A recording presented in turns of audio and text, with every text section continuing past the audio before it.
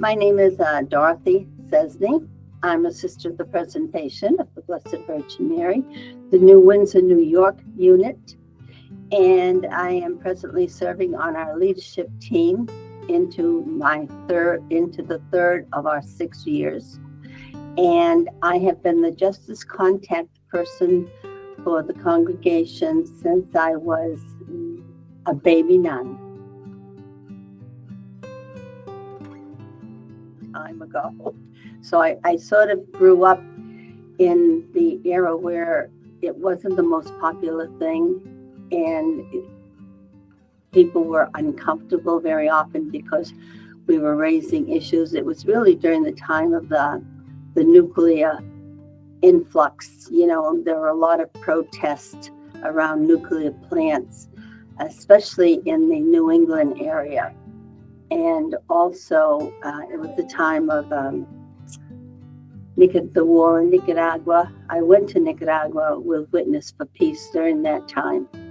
And it was just a very turbulent time, But we have, as a congregation, we have grown into what it's all about. And presently, we are in a very good spot as far as the congregation in dealing with current social issues. When I first entered the congregation in 1962, I had no concept of presentation throughout the world.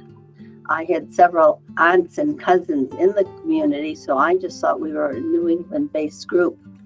And when I discovered during the novitiate that we were global, my excitement grew rapidly. And I can remember saying to our novice director, do you think the day will ever come when we will get to meet some of these sisters around the world? And I remember her looking at me and saying, oh, my dear, I hope that day comes for you. And since that time, I have been privileged to go to India and Australia and Ireland and, a lot of different places, Africa, and be with our sisters. And that whole idea of Nano's desire for social justice, captivated me as a young person. And it just grew from there. It just grew. And the witness of one particular sister in my congregation, this was way back in the 60s. I had entered the Fitchburg, Massachusetts group. And then 28 years ago, Fitchburg, Massachusetts and Newburgh, New York, both canonically dissolved, and we became one new community. And so it was during those Fitchburg years that I really had my baptism by fire into social justice. But it was, as I said, the example of a couple of sisters, one in particular, and she was really the one that got me feeling it's okay. It's okay to go to protest. It's okay to have a radio interview. It's okay to stand up for what you feel is contrary to the gospel.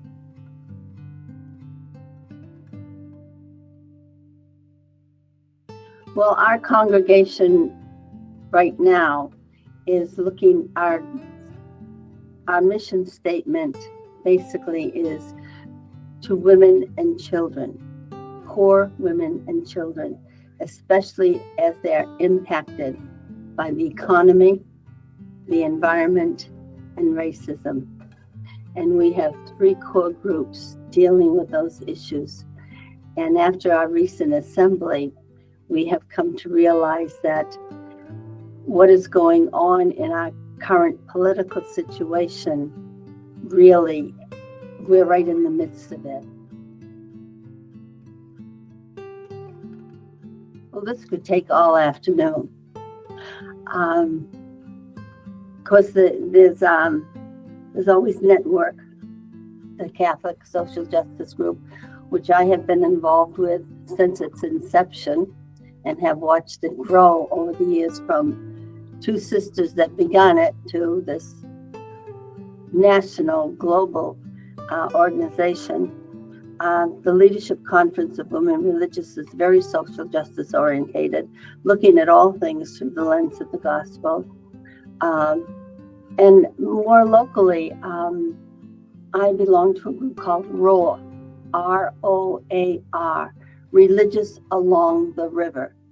And it's a very forceful group that's been in existence for a long time about cleaning the Hudson River.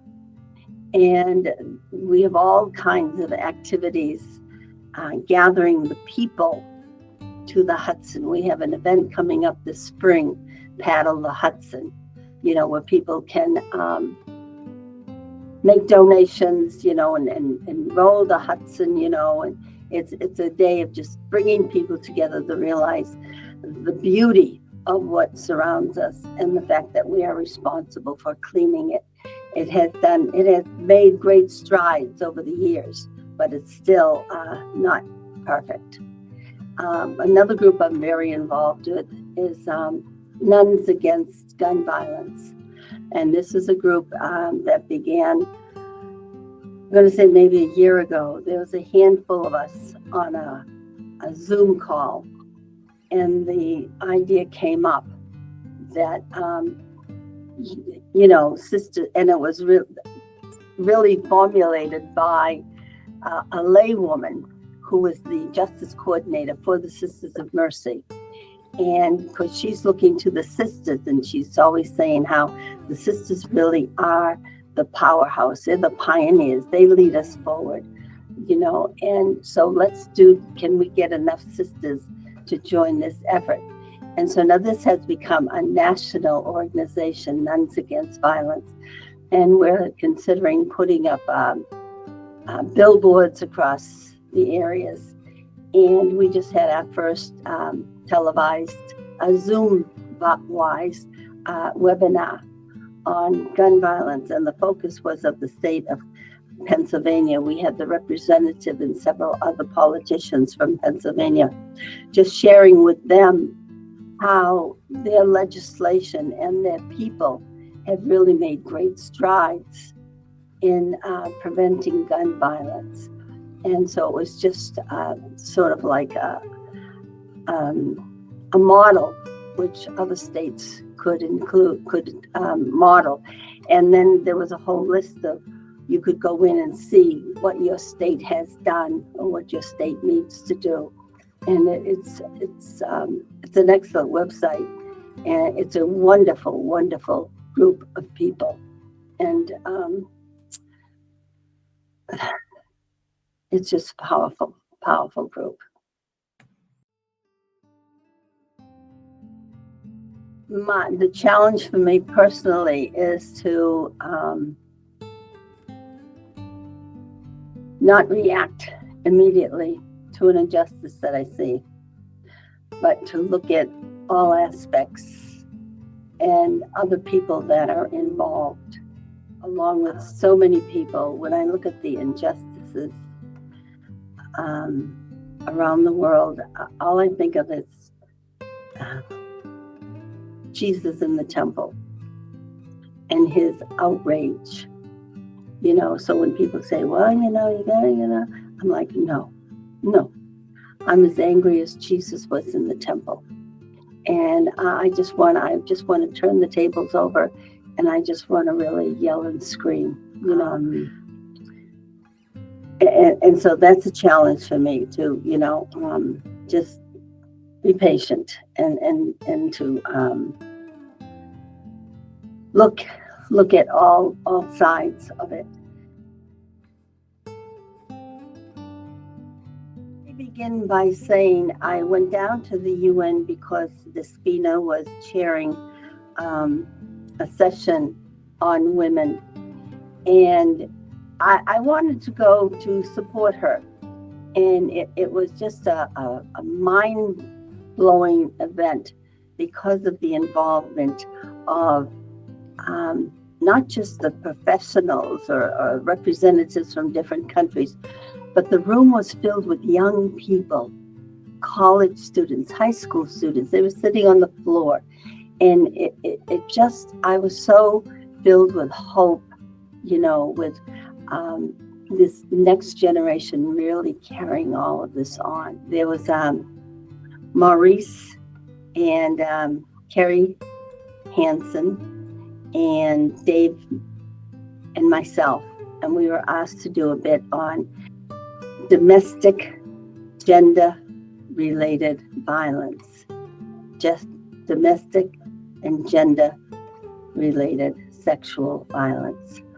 And it was just, it really, the research and the work that each of the groups did.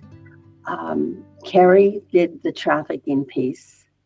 I did the domestic violence. And Dave and Maurice did the immigration piece.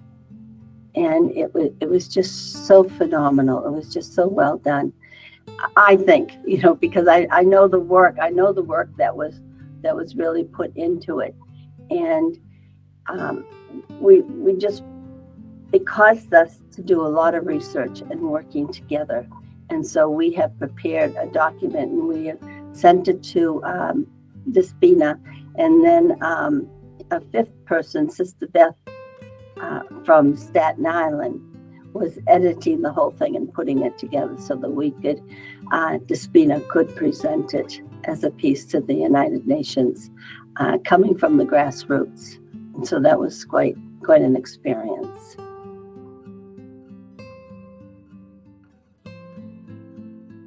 The tremendous blessing that IPA has been to presentation congregations worldwide. I think so many of us were aware that we were worldwide, but the connections has really made us stronger. And now with this formation of presentation people, I think the legacy and the mission of Nano Nagle is secure. I really do.